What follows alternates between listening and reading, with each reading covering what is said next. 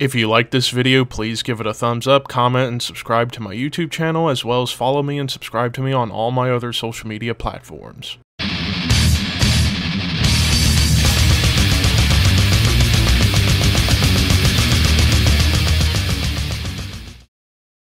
What's up, Thrashers, and welcome back once again to the Thrash Maniac 99 YouTube channel, and I am back with another album review for you guys. This time, I'm checking out the other major release that came out on October 7th of 2022. I checked out Lamb of God yesterday. Now I'm checking out the other big one. This one on Century Media Records comes from one of the pioneers of progressive metal, Queensryche, with Digital Noise Alliance. So yeah, I've talked about their last album, The Verdict, when it came out in 2019, and it was a really good album. Really, ever since the whole debacle with Queensryche back in 2013, or 2012, when Jeff Tate and the rest of the guys had their big, massive fight and their split, and for a short time we had two Queensryches. Thank God there's only one now, and it's the true Queensryche. Basically, to put it simplest, Jeff Tate was responsible for ruining Queensryche from the late 90s through the early 2010s, so yeah, but I digress with that. Of course, Todd LaTorre still in the band on vocals, who basically sounds almost exactly like Jeff Tate, but with his own spin on it. And of course, as far as like who all's still there from the original days, Michael Wilden's still there on guitar, and Eddie Jackson still on bass. They are the only original members of Queensryche still there. And we get newcomer on drums, Casey Grillo, because on The Verdict, Todd LaTorre did the drums, and a hell of a performance. I actually had never known that Todd LaTorre was a drummer until that album, but we get a full-on drummer now, and Todd can just focus primarily on vocals. So, as far as this album goes, there is a lot of differing elements going on here. Like, of course, with Queensryche, yeah, they're considered pioneers of progressive metal, but they've always had like a classic heavy metal and even borderline power metal vibe to their sound. It gets power metal in terms of like whenever they kind of get into gallops and it gets epic at times, but the riff writing and the structures on a good chunk of their songs are very much classic metal inspired. Even like I said, in the riff writing, I get elements of bands like Iron Maiden and Judas Priest, amongst other classic metal bands, particularly the new wave of British heavy metal scene. So it's just plastered all over Queensryche's sound, and it's no different on this album. I mean, you get tracks like Behind the Walls, where you get like some occasional like Iron Maiden style gallops, but with some like great meat and potatoes Judas Priest riffs. Even tracks like Sick Death, which kind of is like the perfect amalgamation of quite a few of the songs. Like the first, well actually I would say the songs Chapter, Lost in Sorrow, and even songs like Realms kind of bring in a bit more of a sinister guitar tone. And again, whenever I'm talking about sinister tones, it's if the guitars are tuned to E flat. And this album kind of touches on a lot of different guitar tunings. There's a few songs in E flat, there's a couple that are in D, a couple that are in like D flat or C sharp. I think C sharp's more appropriate, and a few songs in standard tuning. So they're getting experimental with the guitar tones and guitar tunings on this album, which I think helps this album quite a bit for me in terms of riff variety, songwriting chops, the whole 9 yards.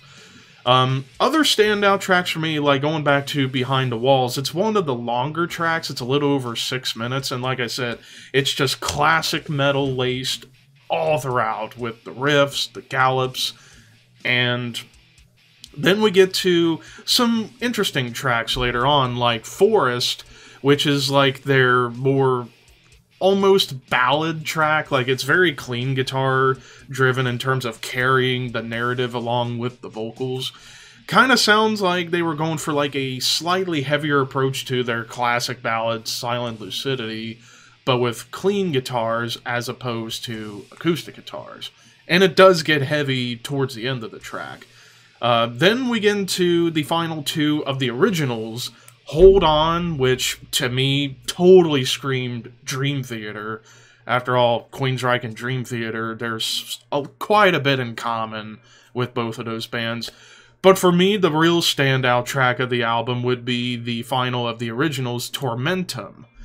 It's because it's in 7.5 minutes, it's their most progressive song in terms of how it was put together, the structuring, and odd time changes, where they just kind of go all over the place. I think they were mostly playing, if I had to think, it was like 3/4 or 5/8 time signature changes, but it was a great song and a great way to close out the originals. Now, I say it was the last of the originals because there is a cover of Billy Idol's Rebel Yell. Not a terrible cover, not amazing. It was solid for what it was.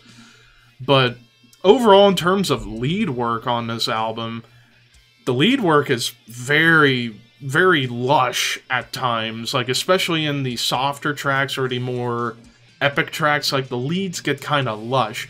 They don't shred all the time. They're more about creating atmosphere and feel across the board, as opposed to just seeing, oh, how fast I can play, or how shreddy we can get, just so we can go absolutely balls to the wall on the leads. You don't really get a whole lot of that. You get more atmosphere and feel, and tons of lush melodies with these leads. But of course, this album isn't all about lush and melody. It gets heavy when it really wants to. Like, there are a lot of riffs on this album that just crunch and punch. Of course, the production done by Chris Zeus Harris, who's worked with the band, I think, since... Oh, crap, let me double check here. I'm pretty sure since their 2015 album, Condition Human, I want to say? Yes, I was correct. Condition Human, which was 2015, so 2 albums prior, they've worked with Zeus on production. And while Zeus's production can be kind of hit or miss in terms of like how clean and how polished it is, or if it takes away from grittiness, like take, for example, Suffocation. But when he's working with a prog band, you want it to sound clean, because with progressive metal in particular, that's like one of the big subgenres of metal that you can get away with sounding a bit overproduced or just sounding clean, because you want to be able to hear every note, every chord progression, every melodic backdrop, every bass line, every drum pattern, vocal line. You want to be able to hear everything as clean as possible in progressive metal. Depending on if you want to get down and dirty with prog, which is perhaps in some ways much more cool than doing it in a clean sense. That's all depending on the band. Whereas with Queensryche, I fully expect to hear a clean production that sounds good and doesn't sound like it's just wash away any human element. So those are a lot of the things that I liked. As far as what I didn't like, yeah, the cover of Rebel Yell shouldn't have been the closer. If anything, it should have been like maybe in the middle to kind of transition from the first half to the second half, and that Tormentum should have been the proper closer. But that's a very minor gripe that I have with this album.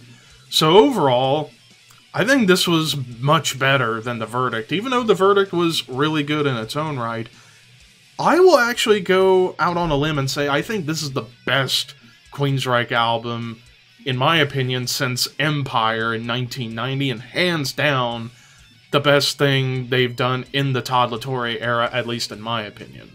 So for that, I'm going to give this a 9 out of 10. I think this is a fantastic album. I probably will pick this one up because this just has it all in terms of Queensryche. You get your epic moments, you get your lush melodic moments, some heavy riffs, epic qualities, amazing vocals, great riffs, solid bass work, great drum work, and a clean production that doesn't sound wash out any human element at all. So yeah, 9 out of 10 for Digital Noise Alliance by Queensryche. What did you guys think of this album? Let me know in the comments section below. Of course, this wasn't the traditional route that I was going for the review. Typically, I like to talk about every song, but I'm gonna probably start changing my approach on how I review albums going forward, because I do feel like some of my reviews get dragged on too long because of trying to take every little bit of note that I can. I actually didn't take any notes for this one. I was just able to remember everything, but we'll see if this approach sticks. But let me know your guys' thoughts on this new approach. But until next time, horns high, see you guys later.